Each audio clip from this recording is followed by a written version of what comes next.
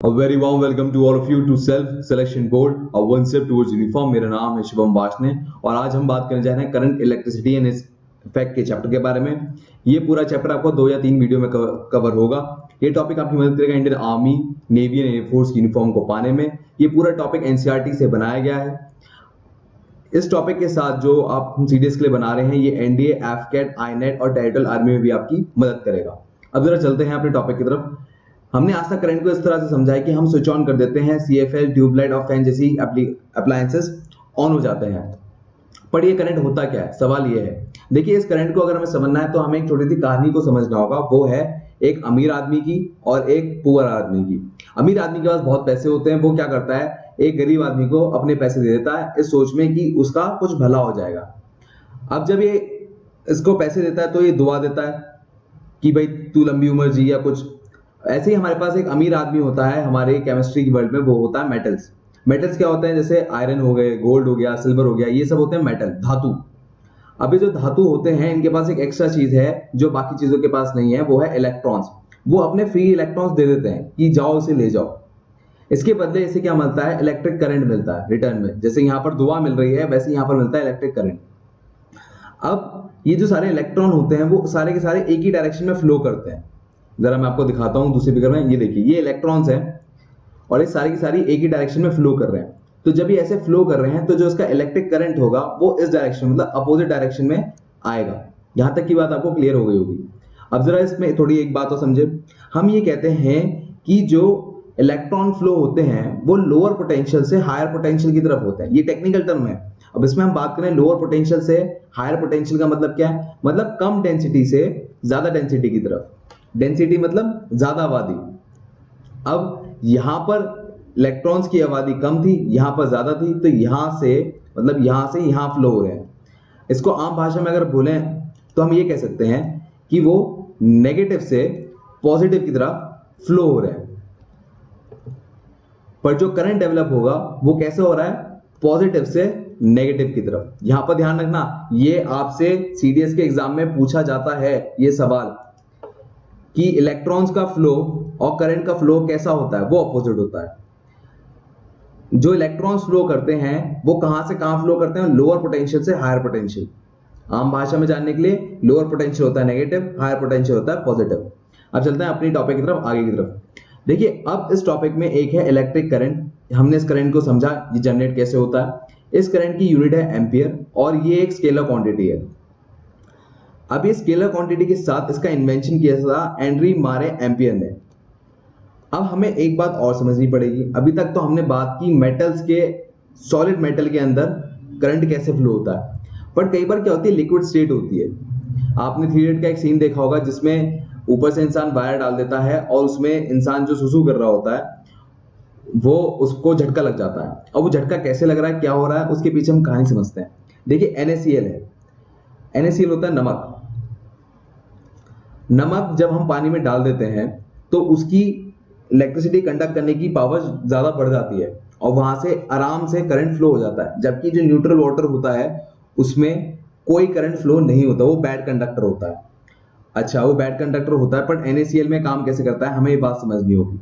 देखिए, जब NaCl की हम बात करें, हमने फॉर एग्जांपल कोई एक सोर्स है, बैटरी है, यहाँ पर हमने 2 वायर डाल दिए और इन 2 वायर को एक लोहे की प्लेट से हमने कनेक्ट कर दिया। अब जब हम ऐसे कनेक्ट करते हैं तो उसमें क्या होता है कि हमें ये बात पता है कि जो इलेक्ट्रॉन फ्लो होंगे वो नेगेटिव से पॉजिटिव की तरफ फ्लो होंगे। स्क्रीन को क्लियर करता हूं आपको दोबारा समझाने के लिए। यहां से नेगेटिव से पॉजिटिव की तरफ फ्लो होंगे। अब जो ये फ्लो होता है लिक्विड में, ये इलेक्ट्रॉन्स की जगह ना होने की जगह एक शब्द आ जाता है आयंस। आयंस फ्लो होते हैं, मतलब जो पॉजिटिव आयंस होंगे वो इधर आ जाएंगे और नेगेटिव आयंस होंगे वो इधर आ जाएंगे। ये पूरी कहानी है। यहां तक आपको समझ में आ गया होगा। अब जरा आगे चलते हैं, समराइज कर देता हूं। इलेक्ट्रिक करंट जो फ्लो होता है मेटल में इलेक्ट्रॉन फॉर्म में फ्लो होता है और जो लिक्विड सोल्यूशन होता है उसमें मेटल आयंस के फॉर्म में फ्लो होता है। चलिए आगे चलते हैं। Types of current. Types of current है डायरेक्ट करंट और अल्टरनेटिंग करंट। डायरेक्ट करंट इसकी अगर बात करें तो एक ही डायरेक्शन में जाता है, जबकि अल्टरनेटिंग करंट अपनी डायरेक्शन बदलता रहता है। अब जरा मैं इसके पीछे एक बड़ी इंटरेस्टिंग कहानी बताता हूं आपको। डायरेक्ट करंट का इन्वेंशन किया था एडिसन ने और अल्टरनेटिंग करंट का इन्वेंशन किया था टेस्ला ने। जब टेस्ला ने इस चीज का इन्वेंशन किया, इनके इन्वेंशन के बाद एडिसन बड़ा घबरा गए, क्योंकि एडिसन अपने जमाने में सबसे बड़े साइंटिस्ट बनना चाहते थे, और अगर मान लो कोई इनके इन्वेंशन से बेहतर इन्वेंशन कर देता है, वो भी सेम फील्ड में, तो इन्हें कोई जानेगा नहीं और उनका इन्वेंशन कहीं काउंट नहीं होगा। तो डायरेक्ट जो करंट था वो उससे बेहतर बन के आ रहा था अल्टरनेटिव करंट। जो आप देखते हैं आज घर में सारी जो सोर्सेज आती है इलेक्ट्रिसिटी की, वो अल्टरनेटिव करंट पे आती है। तो एडिसन ने क्या शो किया, चलो जो टेस्ला का अल्टरनेटिव करंट है इसको डिफेम कर देते हैं, मतलब इसकी बदनामी कर देते हैं इतनी कि इसे कोई यूज ही ना करे। तो उन्होंने दिखाया कि अल्टरनेटिव करंट बहुत ही ज्यादा खतरनाक होता है। कैसे? जो उस टाइम में जिनको डेथ पनिशमेंट मिलती थी, तो वो डेथ पनिशमेंट के लिए अल्टरनेटिव करंट से लोगों को मरवाया करते थे। तो जब लोग अल्टरनेटिव करंट से मरते थे तो बहुत ही दर्दनाक मौत से मरते थे, बहुत ही पेनफुल होती थी। तो इस वजह से कहीं ना कहीं टेस्ला का ये जो अल्टरनेटिव करंट का इन्वेंशन था उसको डिफेम होना पड़ा। बट उन्होंने इस बात को दिखाया कि अगर इसे इंसुलेशन के साथ यूज करें, जैसे कि यहाँ पर आपने देखा होगा प्लास्टिक लगी हुई होती है कॉपर वायर के ऊपर, तो इससे इतना कोई खतरा नहीं है, सिंपल वायर है, आराम से कोई भी करंट इसे यूज कर सकता है नॉर्मल प्रिकॉशंस के साथ। तो अल्टरनेटिव करंट के साथ आपको ये प्रॉफिट मिल गया कि आप इसे बड़े अप्लायंसेस के लिए यूज कर पा रहे हैं आराम से। अब ये डायरेक्ट करंट आज की तारीख में भी उतना ही पावरफुल है और उतना ही इंपॉर्टेंट बन गया है जितना अल्टरनेटिव करंट है। अब इनकी एप्लीकेशन क्या है ये समझ जरा। डायरेक्ट सोर्स की अगर बात करें तो बैटरी, जैसे गाड़ी में जो बैटरी होती है, इन्वर्टर में जो बैटरी लगती है, वो डीसी सोर्स होती है, डायरेक्ट करंट। इसको अगर आप छूओगे तो आपको करंट नहीं लगेगा, झटका नहीं लगेगा, जैसे मैंने अभी पहले बात की। और ये आपने बैटरीज देखी होंगी, तो ये भी एक बहुत बड़ा एग्जांपल है। इसके साथ है एसी सोर्स का ट्रांसफार्मर, आपने देखा होगा। ट्रांसफार्मर एक एसी सोर्स होता है, रीजन बिहाइंड आप देखोगे वहां पर एक बहुत बड़ा साइन लगा होता है डेंजर का, कि इससे दूर रहो, बहुत हाई वोल्टेज है। अब चलते हैं ओम्स लॉ की तरफ। अगर ओम्स लॉ की बात करें तो ओम्स लॉ का जब इन्वेंशन किया गया तो उसको एक ऑब्जर्वेशन के थ्रू देखा गया कि यार कैसे इस पे एक ऐसा रिलेशनशिप बना दें कि वोल्टेज, करंट और रेजिस्टेंस एक ही इक्वेशन में आ जाए। तो उन्होंने जब ऑब्जर्वेशन किया तो उन्होंने बात देखी कि अगर हम वोल्टेज और करंट को एक लीनियर ग्राफ बनाएंगे, मतलब उसको अगर एक्सपेरिमेंट करेंगे तो उसका एक लीनियर ग्राफ बन के आएगा इस तरह। अब उस लीनियर ग्राफ को अगर हम डिवाइड करेंगे तो हमें मिलेगा V/I/R, क्योंकि ये tan थीटा हो गया। मेरी एक्चुअली ड्राइंग इतनी खराब है, क्या बताऊं आपको। देखो यहाँ पर अगर हम कर दें, ये रहा, ये हो गया थीटा, ठीक है। अब यहाँ पर जो वोल्टेज है इसको अगर यहाँ से हम मैच कर दें ऐसे करके, तो हमें यहाँ पर V की वैल्यू मिल गई, यहाँ पर से I की वैल्यू मिल गई, तो R क्या हो गया, V/I। और यही ओम्स लॉ हमें बताता है। अब जब इस इक्वेशन को इसने लिया तो हमने डिफाइन हम कर देते हैं, V हो गया पोटेंशियल डिफरेंस, जिसके बारे में हमने थोड़ी देर पहले बात की थी, R हो गया रेजिस्टेंस, I हो गया करंट। अब R होता क्या है? R होता है स्टॉपेज, मतलब एक स्पीड ब्रेकर समझ लो, मतलब वो करंट का फ्लो ना रोकता है कि थोड़ा इतना ही करंट जाएगा या इतना ही जाना चाहिए।